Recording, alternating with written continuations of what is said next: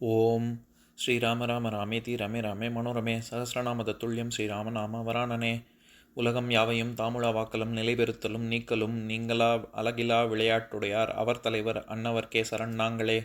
எத்திர எத்திர ரகுநாத கீர்த்தனம் தத்திர தத்திர கிருத்தமாஸ்தகாஞ்சலிம் வாஷ்பவாரி பரிபூர்ணலோச்சனம் மாருதிம் நமது ராட்சசாந்தகம்.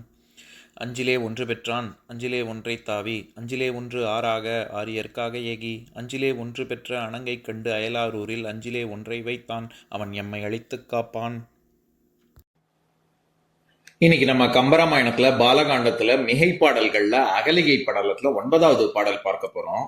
தழங்கு பேரியும் குரட்டொடு பாண்டிலும் சங்கும் வழங்கு கம்பலை மங்கள கீதத்தை மறைப்ப முழங்கு நான்மறை மூரிநீர் முழக்கு என உலகை விழுங்க மால்வரும் விழா அணை கண்டு உளம் வியந்தான்.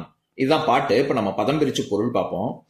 தழங்கு பேரியும் ஒலிக்கும் பேரிகையுடனும் குரட்டொடு பாண்டிலும் செண்டை முரசு போன்ற இசைக்கருவிகள் இசைக்கவும் சங்கும் வழங்கு கம்பலை மங்கள கீதத்தை மறைப்ப சங்கொலிகள் முழங்கவும் மிகுந்த ஆரவாரத்துடன் மங்கள கீதங்கள் பாடப்பெற்று முழங்கு நான்மறை 4 வேதங்களும் ஓதப்பெற்று மூரி நீர் முழக்கு என உலகை விழுங்க கடலோசை உலகை விழுங்குவது போல மால்வரும் விழா அணி கண்டு உளம் வியந்தான்.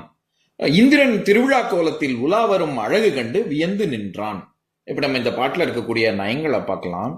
அதாவது பேரிகை முதலான பல வகை வாத்தியங்கள் முழங்க ஓசை நான்மறை ஓதப்பெற்று இந்திரன் உலாவரும் திருவிழா காட்சியை கண்டு துர்வாச முனிவன் அப்படியே வியந்து நின்றான் அப்படிங்கிறது தான் கருத்து. இப்ப இதுல இருக்கக்கூடிய சில சொற்களை பார்க்கலாம். முதல்ல என்னென்ன மாதிரியான வாத்தியங்கள் வாசிக்க பெற்று இந்திரன் வந்தான் அப்படிங்கிறத விளக்கியிருக்காரு. தழங்கு பேரியும், இந்த இடத்துல பேரிகை அப்படிங்கிறது ஒரு வகை பறை. குரட்டொடு பாண்டிலும், குரடு அப்படிங்கிற சொல் நம்ம எல்லாருக்கும் தெரிஞ்சது. நம்ம இந்த ஃபோர்க்கு அல்லது ஃபோர்செப்ஸ் அப்படின்னு சொல்றோம்ல இங்கிலீஷ்ல, டாங்ஸ் பின்சர்ஸ், அந்த மாதிரி நம்ம குரடு இடுக்கின்னு சொல்றோம்ல, அதுவும் குரடு தான். அதை தவிர பாதக்குரடு நம்ம செருப்பை குறிக்கும், நண்டு, அப்புறமா அடைக்குரடு, இந்த கருவி, திண்ணை, இப்படிலாம் பல பொருள் இருக்கு. இதை தவிர ஒரு வகையான ஒரு பறை இசைக்கருவி, அதுவும் குரடு தான். அந்த அர்த்தத்துல தான் இங்க வருது. தழங்கு பேரியும் குரட்டொடு பாண்டிலும், பாண்டில் அப்படிங்கிறதும் அதுதான். பாண்டில்ங்கிறது வட்டம், விளக்கு, கிண்ணி, கஞ்சதாளம், இப்படிலாம் பல பொருள் இருக்கு. கிட்டத்தட்ட 20க்கும் மேற்பட்ட பொருள் இருக்கு. இந்த இடத்துல பாண்டில் அப்படிங்கிறது அதுவும் ஒரு இசை கருவி தான். அதைத்தான் குறிக்கிறீங்க. அதாவது அது ஒரு மூங்கிலால் செய்யப்பட்ட ஒரு வட்ட வடிவில் இருக்கக்கூடிய ஒரு இசைக்கருவி. அதுவும் சங்கும் வழங்கு கம்பலை மங்கள கீதத்தை மறைப்ப சங்கொலிகளும் ஒலிக்க பெற்று கம்பலை அப்படின்னாலே ரொம்ப மிகுந்த ஆரவாரம், ஒரே கூச்சலா பயங்கர சத்தமா இருக்கு அப்படின்னு. அதனாலதான் நடுக்கம், அச்சம், கம்பளைங்கிற சொல் அதெல்லாமும் குறிக்கும். ஒரேடியா திடுக்கிடக்கூடிய விஷயங்கள் நடந்ததுன்னா நமக்கு திக்குன்னு இருக்கக்கூடியது இருக்குல்ல, பயத்தை உண்டு பண்ணக்கூடியது, சச்சரவு, துக்கம், துன்பம், இப்படிலாமும் பல பொருள் இருக்கு. இந்த இடத்துல ஆரவாரம் அப்படிங்கிற ஒரு பொருள்ல வருது. பயங்கர சத்தம் கேக்குது. மங்கள கீதத்தை மறைப்ப, அதாவது மங்கள கீதத்தை ஒலிப்ப அப்படின்னு வந்திருக்கணும்ல. மறைத்தல் அப்படிங்கிறதுக்கு நான்மறை ஓதப்பெற்று, அதாவது 4 வேதங்கள்லாம் சொல்லி அப்படியே வேத கீதங்கள் அதெல்லாம் ஓதப்பெற்று இந்திரன் வரான். அந்த இடத்துல இந்த இடத்துல ஒரு வார்த்தை விளையாட்டு இருக்கு. அதாவது மறைத்தல் அப்படின்னா மறை ஓதுதல் அப்படின்ற ஒரு பொருள் இருக்கு. இன்னொன்னு மங்கள கீதத்தை மறைப்பன்னா இனி வரப்போகும் அமங்கலமான விஷயங்கள், இனிமே அவனுக்கு நடக்க போறது எல்லாமே அமங்கலமான விஷயம் தானே, அதை தெரிவிக்கும் விதத்தில் மங்கள கீதத்தை மறைப்ப.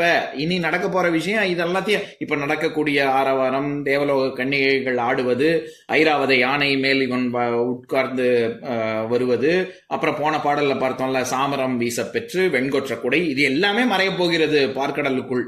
அது எல்லாமே மறைய போகும் ஒரு தன்மையை அறிவிக்கக்கூடிய விதத்தில் இருந்தது அப்படிங்கிற பொருளும் வருது. மங்கள கீதத்தை மறைப்ப அப்படின்ற சொல், அதுக்காக சொல்ல வந்தேன். அடுத்தது முழங்கு நான்மறை. இது எல்லாம் எப்பேற்பட்ட ஒலி இருந்தது அப்படின்னா, மூரி நீர் முழக்கு என உலகை விழுங்க. இந்த இடத்துல வெறும் நீர் அப்படின்னு சொல்லல, மூரி நீர்.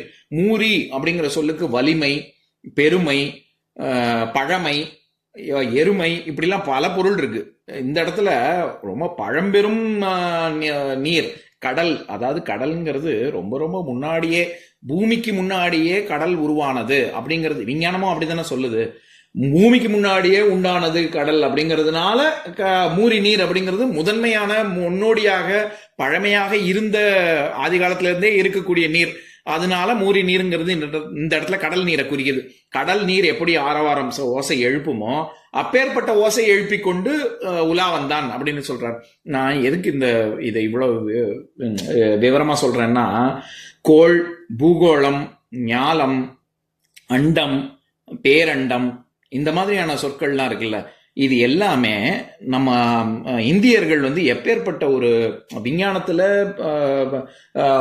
அதுலலாம் ரொம்ப எப்படி அஸ்ட்ராலஜி அதுலலாம் இருக்குல்ல, அஸ்ட்ரானமி, அஸ்ட்ராலஜி, இது எல்லாத்துலயுமே முன்னோடிகளாக திகழ்ந்தார்கள் அப்படிங்கிறதுக்கு இந்த வார்த்தைகளே உதாரணம்.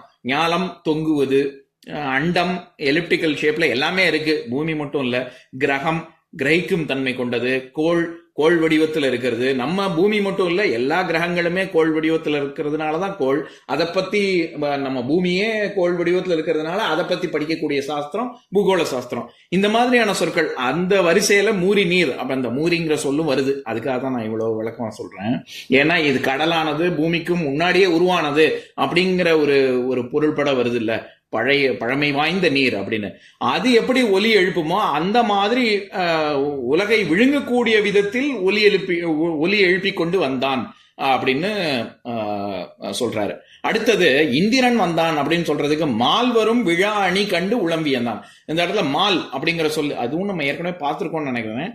அதாவது மால்ங்கிறது மயக்கம், ஆசை, காமம், இதெல்லாத்தையும், கருமை, இதெல்லாத்தையும் குறிப்பதனால திருமால் அப்படிங்கிறது நம்ம விஷ்ணுவை இந்த விஷயங்களுக்காக பொருள்படுத்தி சொல்றோம்.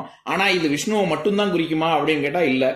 பெருமை வாய்ந்தவன் அப்படிங்கிறதுனால அருகன், அதாவது இது அமணர்கள் உடைய கடவுள், அருகனை குறிக்கும். காற்று, சோழன், மேகம், இப்படி இல்லாமல் பல பொருள் இருக்கு. இதெல்லாம் தவிர இந்திரன் அப்படிங்கிற ஒரு பொருளும் இருக்கு. இந்த பாடல்ல இந்திரன் அப்படிங்கிற பொருள்ல தான் வருது. மால்வரும் விழா அணி கண்டு உளம்பியந்தான் அப்படின்னா அப்படியே திகைச்சு போய் விஸ்வாமித்திர முனிவன் இந்திரனை பார்த்தான் அப்படின்னு சொல்ல வர்றாரு. இப்ப நான் பாட்டை இன்னொரு தடவை படிக்கிறேன், கேளுங்க. தழங்கு பேரியும் குரட்டொடு பாண்டிலும் சங்கும் வழங்கு கம்பலை மங்கள கீதத்தை மறைப்ப முழங்கு நான்மறை மூரிநீர் முழக்கு என உலகை விழுங்க மால்வரும் விழா அணி கண்டு உளம்பியந்தான். இன்னொரு நாள் இன்னொரு பாட்டு பார்க்கலாம். ஓம் சாந்தாகாரம் புஜகசயனம் பத்மநாபம் சுரேஷம் விஸ்வாதாரம் ககனசத்ருசம் மேகவர்ணம் சுபாங்கம் லக்ஷ்மீகாந்தம் கமலநயனம் யோகி ஹிருத்யானகம்யம் வந்தே விஷ்ணும் பவபயஹரம் சர்வலோகைகநாதம். உம்பரோடு இம்பர்காரும் உலகம் ஓர் ஏழும் ஏழும் எம்பெருமான் என்று ஏத்தி இறைஞ்சி நின்று ஏவல் செய்ய தம்பியரோடும் தானும் தருமமும் தரணி காத்தான் அம்பரத்து அனந்தர் நீங்கி அயோத்தியில் வந்த வள்ளல். ஓம் பூர்ணமதః பூர்ணமிதம் பூர்ணாத் பூர்ணமுதஸ்யதே பூர்ணஸ்ய பூர்ணமாதாய பூர்ணமேவாவசிஷ்யதே. ஓம் சாந்தி சாந்தி சாந்திஹி. ஓம் சர்வேஷாம் ஸ்வஸ்திர்பவது சர்வேஷாம் சாந்திர்பவது சர்வேஷாம் பூர்ணம் பவது சர்வேஷாம் மங்களம் பவது. ஓம் சாந்தி சாந்தி சாந்திஹி. ஓம் சர்வே பவந்து சுகினஹ சர்வே சந்து நிராமயாः சர்வே பத்ராணி பஷ்யந்து மா கஷ்சித் துக்கபாக் பவேத். ஓம் சாந்தி சாந்தி சாந்திஹி.